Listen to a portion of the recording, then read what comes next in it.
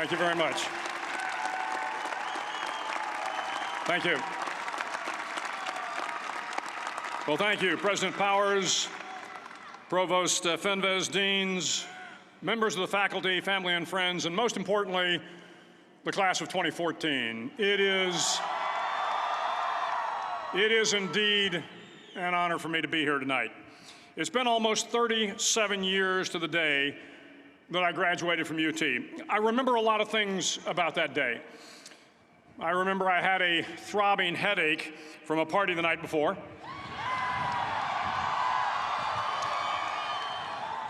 I remember I had a serious girlfriend, who I later married. That's important to remember, by the way. And I remember I was getting commissioned in the Navy that day. But of all the things I remember, I don't have a clue who the commencement speaker was, and I certainly don't remember anything they said. So acknowledging that fact, if I can't make this commencement speech memorable, I will at least try to make it short. So the university's slogan is, "What starts here changes the world." Well, I've got to admit, I kind of like it. What starts here changes the world. Tonight, there are almost 8,000 students, or there are more than 8,000 students graduated from UT. So that great paragon of analytical rigor, Ask.com, says that the average American will meet 10,000 people in their lifetime. 10,000 people, that's a lot of folks. But if every one of you changed the lives of just 10 people, and each one of those people changed the lives of another 10 people, and another 10, then in 5 generations, 125 years, the class of 2014 will have changed the lives of 800 million people. 800 million people. Think about it. Over twice the population of the United States. Go one more generation, and you can change the entire population of the world, 8 billion people. If you think it's hard to change the lives of 10 people, change their lives forever, you're wrong. I saw it happen every day in Iraq and Afghanistan. A young Army officer makes a decision to go left instead of right down a road in Baghdad, and the 10 soldiers with him are saved from a close-in ambush. In Kandahar province, Afghanistan, a non-commissioned officer from the female engagement team senses that something isn't right and directs the infantry platoon away from a 500-pound IED, saving the lives of a dozen soldiers. But if you think about it, not only were those soldiers saved by the decisions of one person, but their children were saved, and their children's children. Generations were saved by one decision, one person. But changing the world can happen anywhere, and anyone can do it. So what starts here can indeed change the world. But the question is, what will the world look like after you change it? Well, I'm confident that it will look much, much better. But if you'll humor this old sailor for just a moment, I have a few suggestions that may help. What starts here changes the world. I have a few suggestions that may help you on your way to a better world. And while these lessons were learned during my time in the military, I can assure you that it matters not whether you ever served a day in uniform. It matters not your gender, your ethnic or religious background, your orientation, or your social status.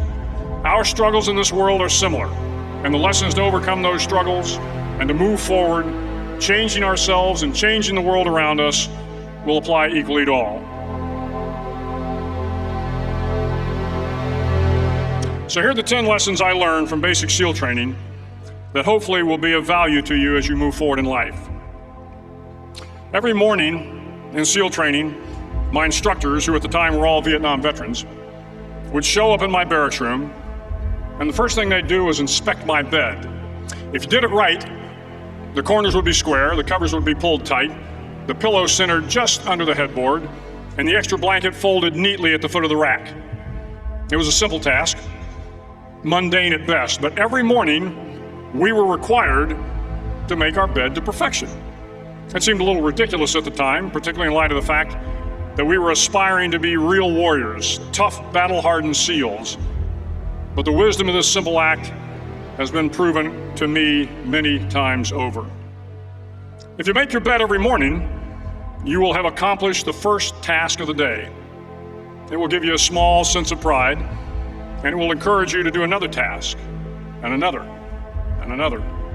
And by the end of the day, that one task completed will have turned into many tasks completed. Making your bed will also reinforce the fact that the little things in life matter. If you can't do the little things right, you'll never be able to do the big things right. And if by chance you have a miserable day, you will come home to a bed that is made, that you made.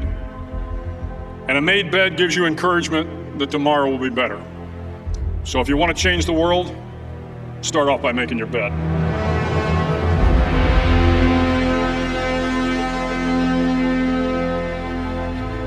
During SEAL training, the students are all broken down into boat crews. Each crew is 7 students, 3 on each side of a small rubber boat, and 1 coxswain to help guide the dinghy.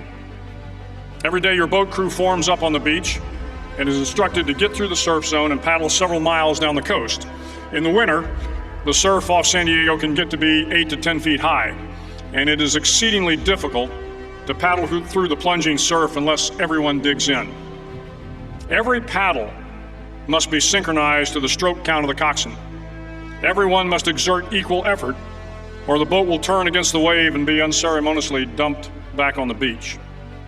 For the boat to make it to its destination, everyone must paddle. You can't change the world alone. You will need some help.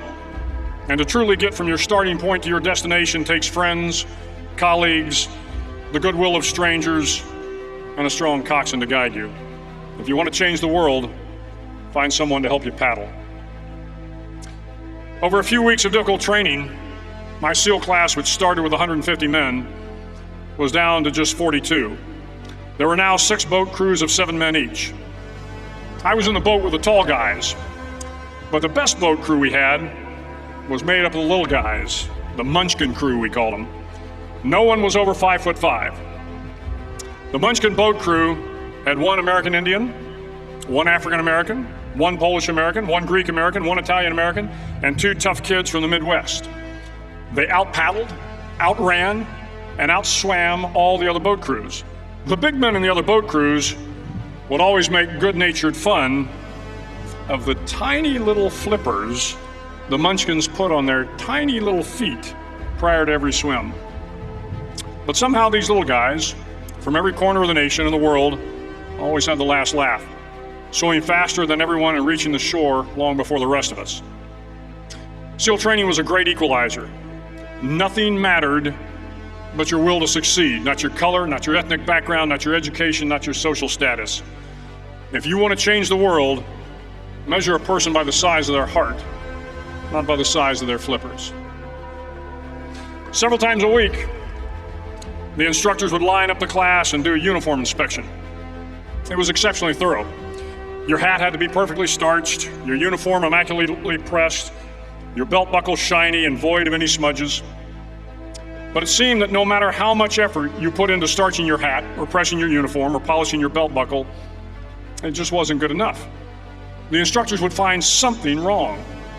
For failing the uniform inspection, the student had to run, fully clothed, into the surf zone, then wet from head to toe, roll around on the beach until every part of your body was covered with sand.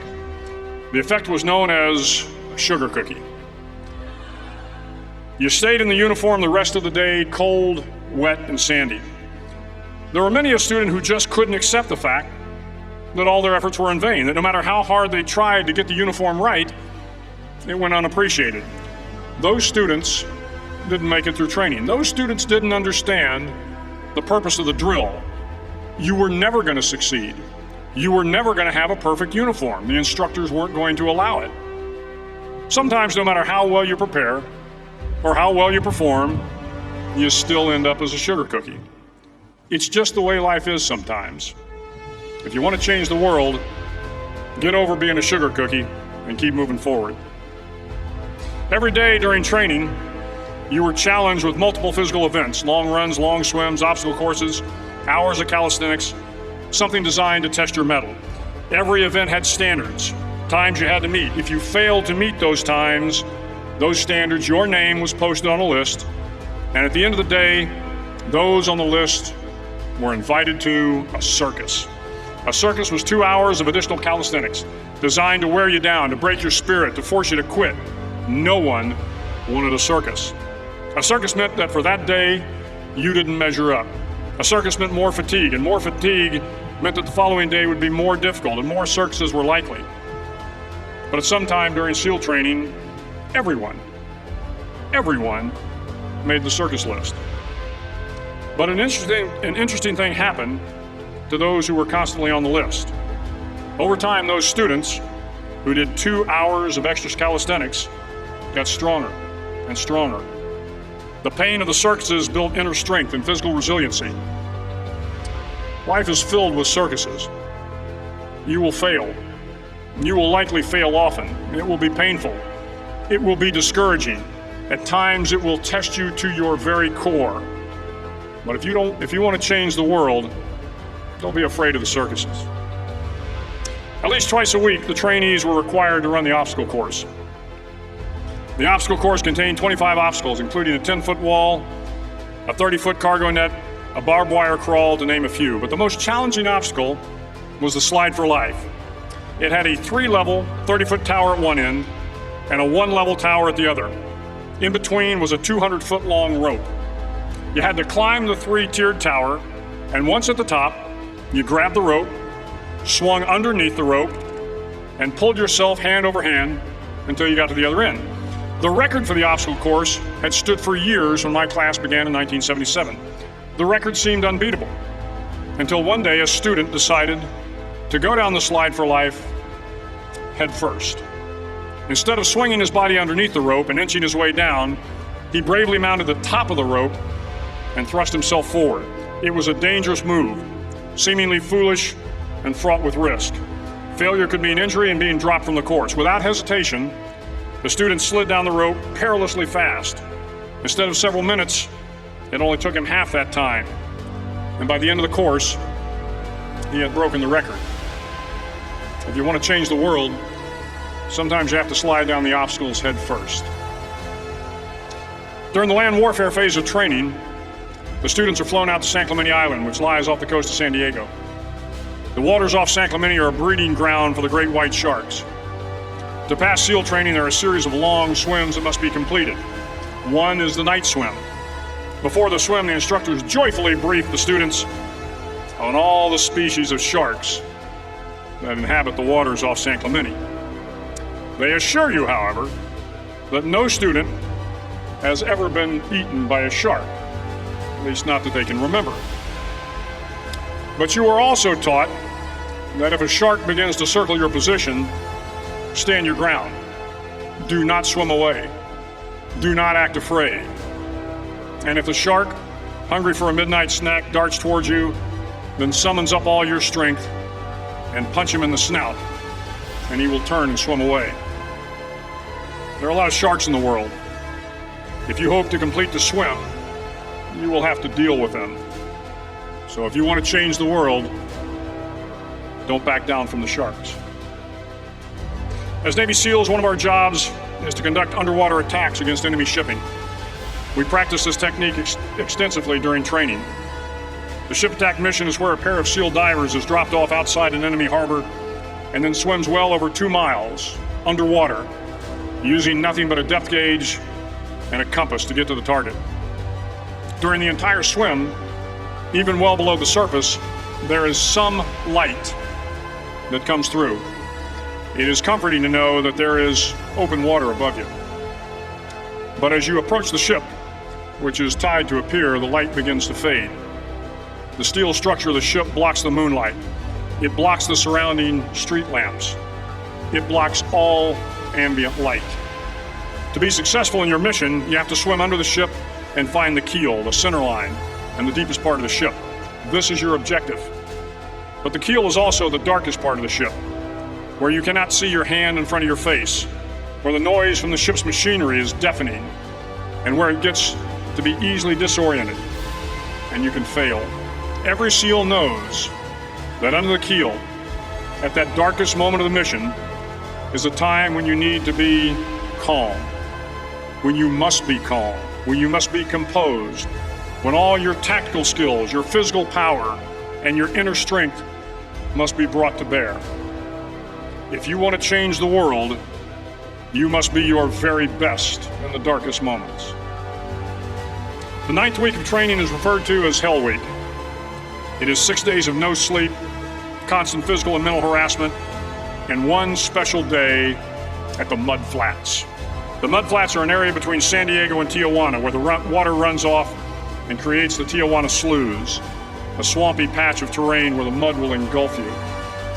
It is on Wednesday of Hell Week that you paddle down to the Mud Flats and spend the next 15 hours trying to survive this freezing cold, the howling wind, and the incessant pressure to quit from the instructors. As the sun began to set that Wednesday evening, my training class, having committed some egregious infraction of the rules, was ordered into the mud. The mud consumed each man till there was nothing visible but our heads. The instructors told us we could leave the mud if only 5 men would quit. Only 5 men, just 5 men, and we could get out of the oppressive cold. Looking around the mud flat, it was apparent that some students were about to give up. It was still over 8 hours till the sun came up. 8 more hours of bone-chilling cold. The chattering teeth and the shivering moans of the trainees were so loud, it was hard to hear anything. And then one voice began to echo through the night. One voice raised in song. The song was terribly out of tune, but sung with great enthusiasm. One voice became 2, and 2 became 3, and before long, everyone in the class was singing. The instructors threatened us with more time in the mud if we kept up the singing, but the singing persisted, and somehow the mud seemed a little warmer, and the wind a little tamer, and the dawn not so far away. If I have learned anything in my time traveling the world, it is the power of hope. The power of one person, a Washington, a Lincoln, King, Mandela, and even a young girl from Pakistan, Malala. One person can change the world by giving people hope. So if you want to change the world, start singing when you're up to your neck in mud. Finally, in SEAL training, there's a bell. A brass bell that hangs in the center of the compound for all the students to see. All you have to do to quit, is ring the bell. Ring the bell, and you no longer have to wake up at 5 o'clock. Ring the bell, and you no longer have to be in the freezing cold swims. Ring the bell, and you no longer have to do the runs, the obstacle course, the PT, and you no longer have to endure the hardships of training. All you have to do is ring the bell to get out. If you want to change the world, don't ever ring the bell. It will not be easy. Start each day with a task completed. Find someone to help you through life. Respect everyone. Know that life is not fair and that you will fail often. But if you take some risks, step up when the times are the toughest, face down the bullies, lift up the downtrodden, and never ever give up, if you do these things, the next generation and the generations that follow will live in a world far better than the one we have today. And what started here will indeed have changed the world for the better. Thank you very much.